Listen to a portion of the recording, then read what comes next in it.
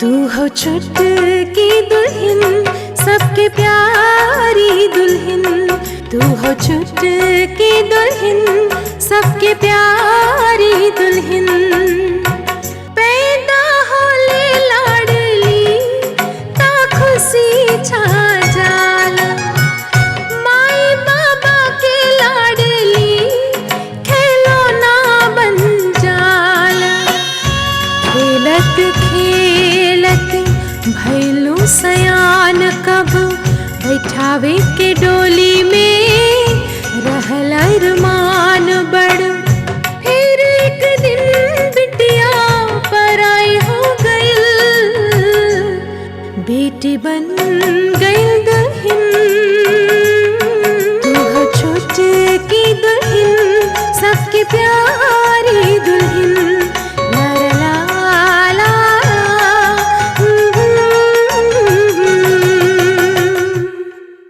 औरत के सबसे प्यारा चीज होला गहना। अच्छा? हाँ, ओके दिमाग में कभी ई बात आ गई कि यहाँ गहना के रखे खातिर खतरा बा, तो फिर ओकरा हिफाजत खातिर कहीं और रखे कि ना। हाँ। तू आवे के पहले सोनिया से फोन पे ना कहला कि तोरा से हार का इंतजाम ना हो सकेला। अरे वो तो हम मजाक करत रहली। माने? हम हार लायल बानी।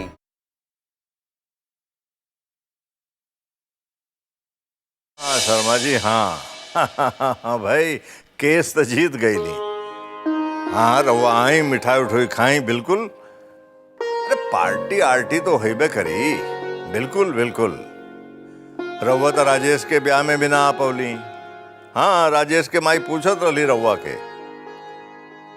चलो ठीक ठीक, जल्दी मुलाकात हुई। ठीक बा, ओके शर्मा जी, रखत बानी। ओके, मुबारक हो भैया। अरे अरे रणवीर, आवा आवा। अरे अरे, हमरो भी मुबारक सरकार। हाँ हाँ, बैठा बैठा। भाई आज का दिन बड़ा शुभ बा। हाँ भैया, बड़े दिन से ही दिन का इंतजार रहे। जब से सुनले बाड़ा कि रउआ के जीत गल बानी, तब से ये खुशी मत झूमत बाड़े। बहुत अच्छा सोच बा। अब तू तो जाना था कि सांच बा कि राजेश अंजलि के साथ ब्याह करे बदे एगो पैसा तैयार ना रहे। हाँ भैया, ई बात तो रहे। अरे वो तो घर से भाग गल रहे। गलत कर रहल बानी ना भैया। ऐसे में तू हमरा के आशा बंधैला कि तू राजेश के घर ले आईबा। हमरा तो शक रहे कि वो घर ना आईबा, बाकी तू ले आईला और घरे ना ले आईला, ओकरा के ब्याह बदे तैयार भी कर देला। का गलत बोलो तानी? हाँ भैया, ई बात तो सही बा। अब अगर राजेशवा के अंजलि से ब्याह ना होई तो हम ही केस कैसे जीतती? हम समझ ली ना, राजेश के ब्याह से एक केस जीते में का संबंध बा? बहुत गहरा संबंध बा। अगर राजेश ब्याह ना कर ले रहित तो अंजलि घर में कैसे आयल रही? और अगर अंजलि के शुभ कदम इस घर में ना पड़े तो ये केस तो हम शायद ही जीतती। रउआ ठीक कहत बानी। बड़ा पेचीदा केस रहे। वकील भी कहता नहीं कि ये तो चमत्कार हो गए बा। भैया, हमका ही खुशी बा कि हम रउआ के कुछ काम आ सकीले। अरे सब लोग बोलत बाड़े, राम मनोहर तोर छोटकी बहू के पैर बड़ा शुभ बा, मंगलकारी बा। ठीक ही बोलत बाड़े, हमू एकरा के यही बोलत रहे। हाँ भैया, कितनी बार बोलले बिया। अब यहाँ जल्दी से हटे के पड़ी। राजेश बा हार देवे गईल बा, चल के देखा जाए कितने का हार देले बा। अच्छा भैया, हम तनी बाहर जात बानी, कुछ काम बा। अच्छा जी जी, खुश रह।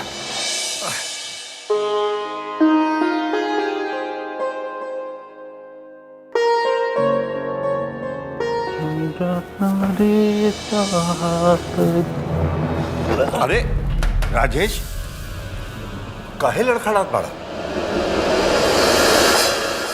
शराब पी के आयल बाड़ा? ना बाबूजी, हम ना पियले बानी। अरे तोर मुंह महकत बा। एगो दोस्त पार्टी रख ले रहा। कौना खुशी में? हमनी केस जीतने की खुशी में हमरा के शराब पियल बनी। अच्छा ठीक बा। अब जा कुछ खा पी ला और आराम करा। जा।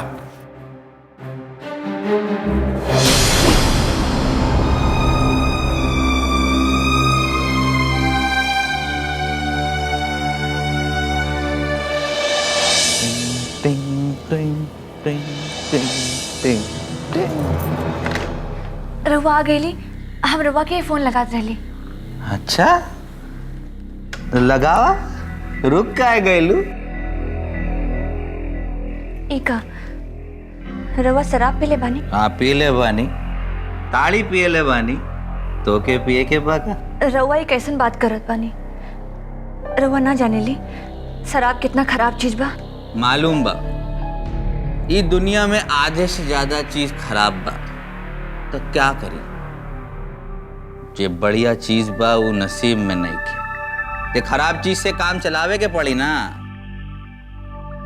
अब हम सुतब। हम रउआ के बिना खाना खिलाए ना सोते थे। हम खाना लेके आत बानी। तू हमार दिमाग खा गईलू, हम तोहार खाना खा ले। दा खाना दे। हम लेके आत बानी।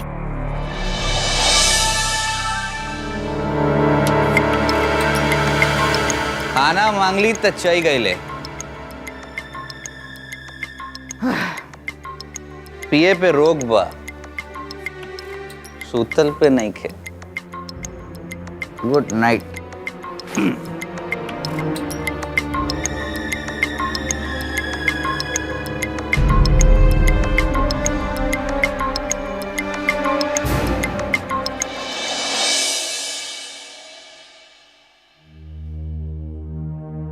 उठी, हम खाना ले आईली।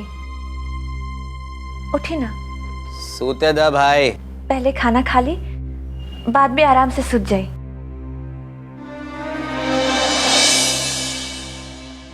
अगर हम ना खाइब तो का कर लेबू? हमार जान ले लेबू का? जब हमार मन करी हम तब खाइब। तोहार मेहरबानी की कौनो जरूरत नहीं के, समझ लू। देखा, हम रउआ के पत्नी बानी। हमार कर्तव्य बा कि हम रउआ के ख्याल रखी। भाड़ में गया पति पत्नी का रिश्ता। सिनूर देवे से कौनो पति पत्नी नहीं हो जाला। जब तक आत्मा से आत्मा ना मिले तब तक सब रिश्ता बेकार बा, समझो।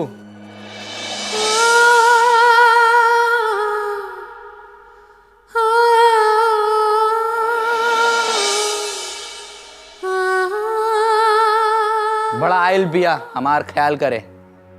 हमार ख्याल करे वाला बहुत बा। जा तू यहां से जा।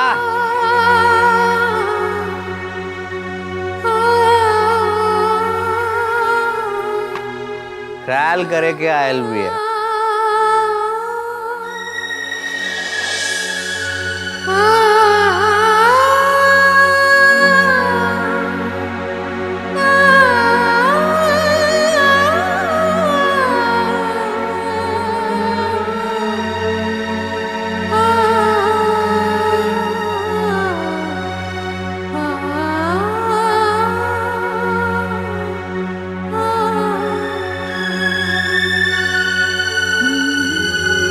हे भगवान, हमरा के तो समझ में नहीं खे आवत बा कि हम का करी।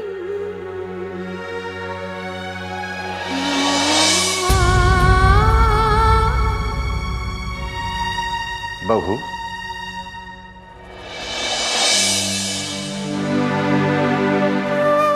जी बाबूजी। बहू, तोरा आंख में आंसू? ना बाबूजी, ओ हम प्याज काटत रहली ना, ऐसे। हमके मालूम बा बहू कि राजेश के बचावे खातिर तू झूठ बोलत बाड़। ये आंसू प्याज के नहीं खे। राजेश तोरा से कुछ कह दिल हुई, कुछ गलत कह दिल हुई। बाकी बहू, ये उम्र में आदमी शराब पीवेला, कुछ भी बोल सकला, कुछ भी गलत कर सकला। बाकी तो के बुरा ना माने के चाहिए। हमके विश्वास बा कि तोरे प्यार से, तोरे संगत से राजेश ठीक हो जाए, जल्दी ही ठीक हो जाए। ना बाबूजी, हम बुरा ना मानी। आई बैठी ना।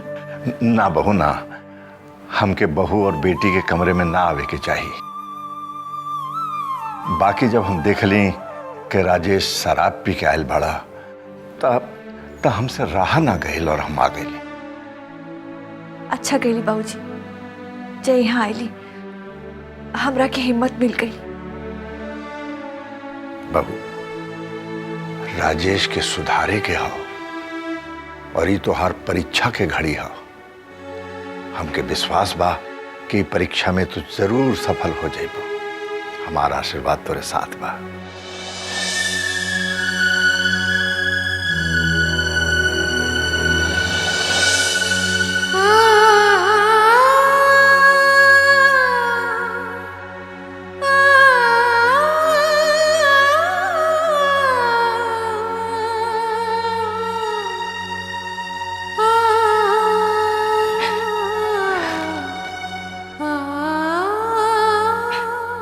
बाबूजी, जौन पत्नी के सुहागरात असफल हो गई, ओकरा के जीवन का सफल होई, का सफल।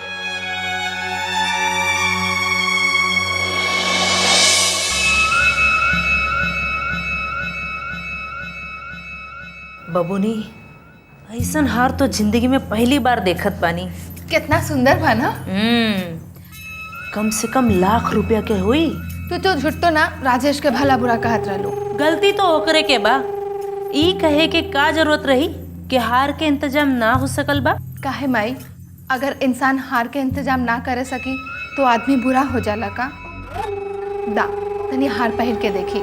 हाँ, 2 मिनट के खातिर काहे नहीं पहनत ताड़ू? 2 मिनट खातिर काहे? माने फिर तो एकरा के बेचे के पड़ी ना। माई, जब देखा तू पैसा के पीछे भागत रहलू, कभी तो अपन बेटी के खुशी का ख्याल रखा।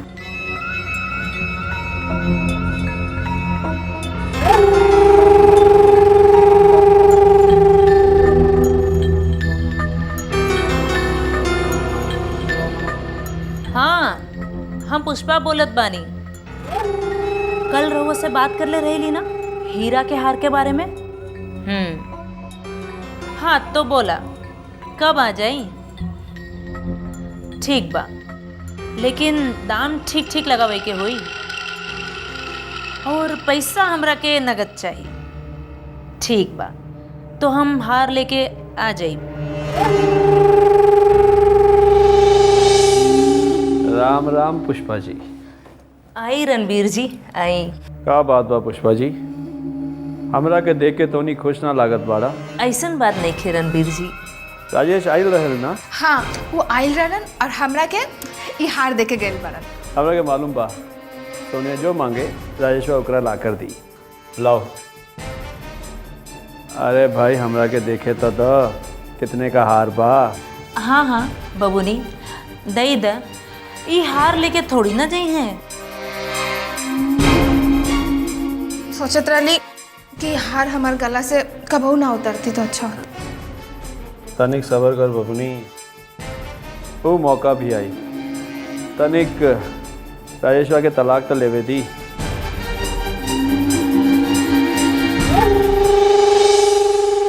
ई हार बेचे से बहुत माल मिली। तो जल्दी बेच द। ई कोनो तरकारी बा जो रोड किनारे बैठ के किलो के हिसाब से बेच दही। हार बा हार, वो भी हीरे का। बहुत हिसाब किताब से बेचे के पड़ी। अगर पुलिस के पता चल गई तो समझ जाए कि चोरी का माल बा। अच्छा, तो ये कितना में बिकी? ई 2 लाख में। 2 लाख? हाँ, और उमें 40,000 हमारा। 40,000? इतना घबरात का है बारू पुष्पा जी? वादा रहना कि 20% हमार हुई तो 2 लाख का 20% हुई 40,000। क्यों सोनिया, हुई ना? हाँ हाँ हाँ होला। एगो बात कहें, कहा? हम एगो जौहरी से बात कैले बानी और वही हार लेवे के तैयार बा। तू कही तो हम बेचाई? बेच दही, हमरा के सिर्फ 20% से मतलब बा। हम चलत नहीं।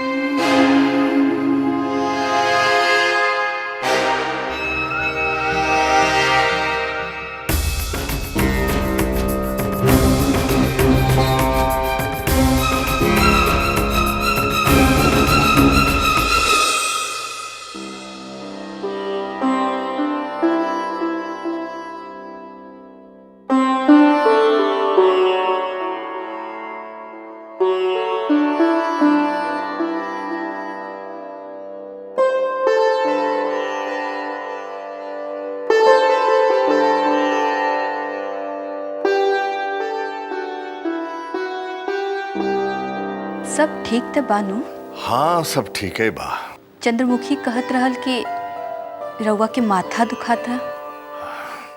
अरे कुछ बोलत काहे नहीं? अरे तनी टेंशन हो गल रहे। अभी तक केस जीते के खुशी होए के चाहिए, टेंशन कैसन? ये राजेशवा के चलते। राजेशवा के चलते? हाँ, कलू शराब पी के आयल रहा। शराब पी के? हाँ। रउआ पूछली ना? अरे पूछ ले रहली, कहत रहला कि पार्टी में दोस्त लोग जबरदस्ती पिला देले। सब बहाना है, खुद पिए के मन हुई और दोस्तन पे इल्जाम थोप देला। बाकी ये उम्र में कब्बो कब्बो आदमी शराब ले लेवेला। बाकी बाकी का? बाकी शराब पी के छोटकी बहू से न जाने का कह देला। का भाई? छोटकी बहू रोवत रहा। रोवत रहल? हाँ, हमरा सामने ना। फिर? बाकी वो हमरा से आपन आंसू ना छिपा सकल। अब का हुई? बाकी चिंता ना करेगा बा, बहू पर हमके पूरा विश्वास है। कौने बात के? वो राजेश का दारू छुड़ा दिया। वो तो ठीक बा, बाकी हमनियों के समझावे के पड़ी। ठीक है कहत बाड़ू। अरे रउआ कहाँ जाए लगली? अरे चाय पिए जाता नहीं। अरे रुकी, चंद्रमुखी चाय लेके आवत हुई हमरे घर ते। अच्छा,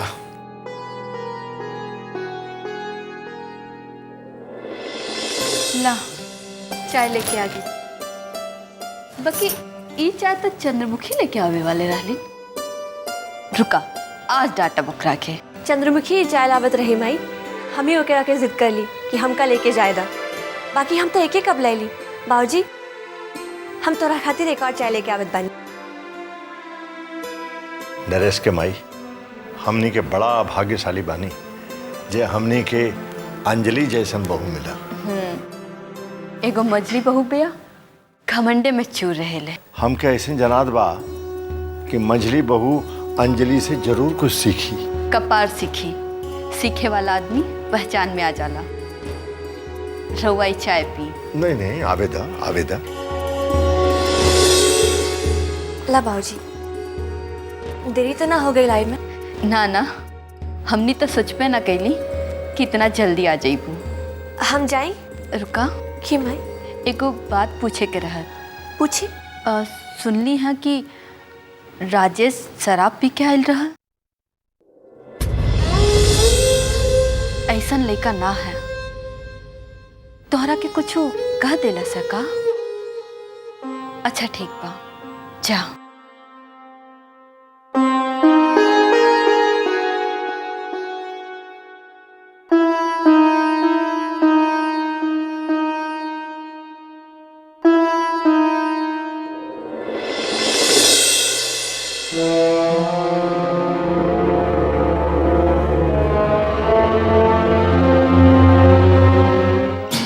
के साथ साथ राजेश, हमरा के तोहार प्यार भी चाहिए। बाकी अभी तक तो तू अपन वफादारी निभावत बारा, लेकिन हमरा के अंजलि से डर लगत बा। सोनी बेटा, लावा हार दो। काहे माई?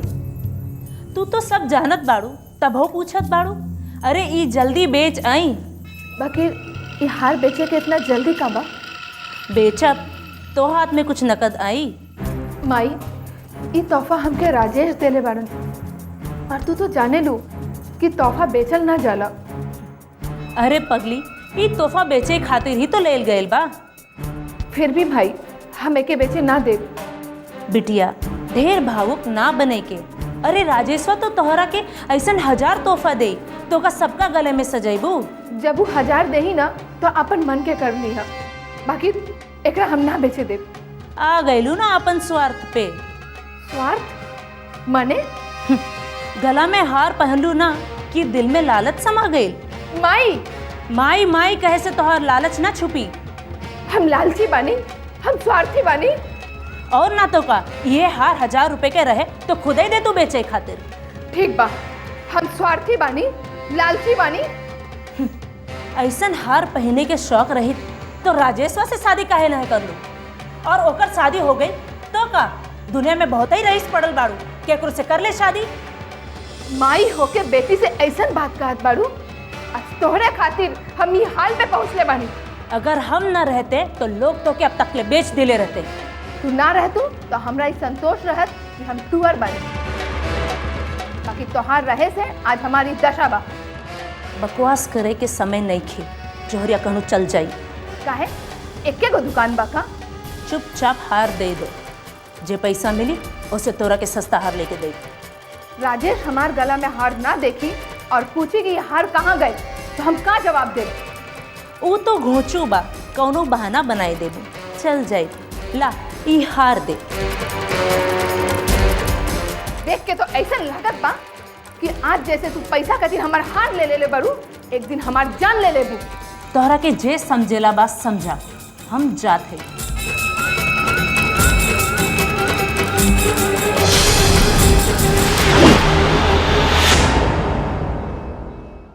बाबूजी तीनों बेटा बहू के हॉल में बुलैले बाड़न, कौनो जरूरी मीटिंग करे खातिर। छोटकी बहू और राजेश दोनों ई फैक्ट्री के पार्टनर रहा।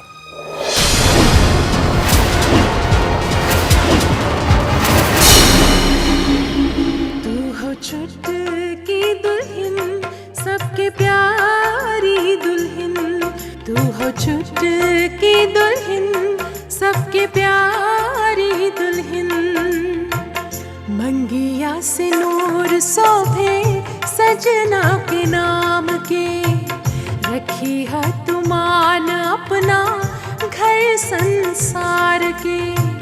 मंगिया से नूर शोभे सजना के नाम के।